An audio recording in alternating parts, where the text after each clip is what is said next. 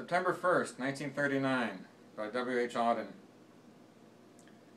I sit in one of the dives on 52nd Street, uncertain and afraid as the clever hopes expire of a low, dishonest decade.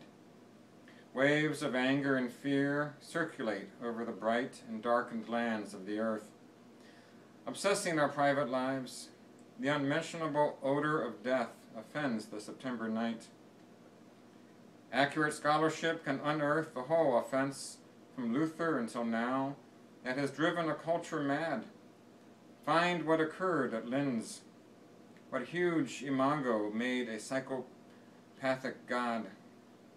I and the public know what all schoolchildren learn. Those to whom evil is done do evil in return. Exiled Thucydides knew all that a speech can say about democracy and what dictators do.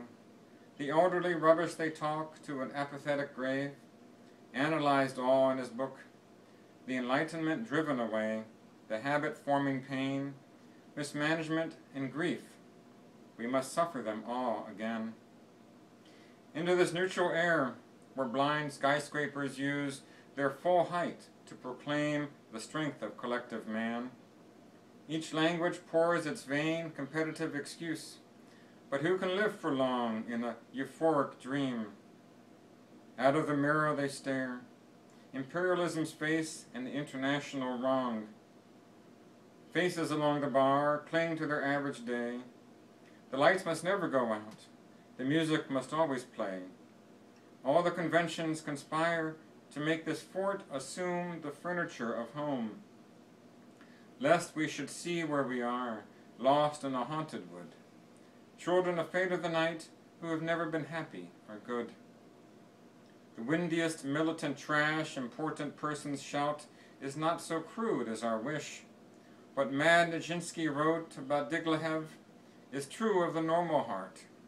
For the era bred in the bone of each woman and each man craves what it cannot have, not universal love, but to be loved alone.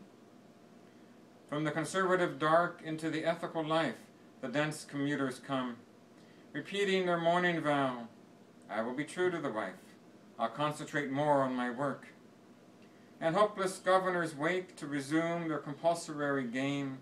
Who can release them now? Who can reach the deaf? Who can speak for the dumb?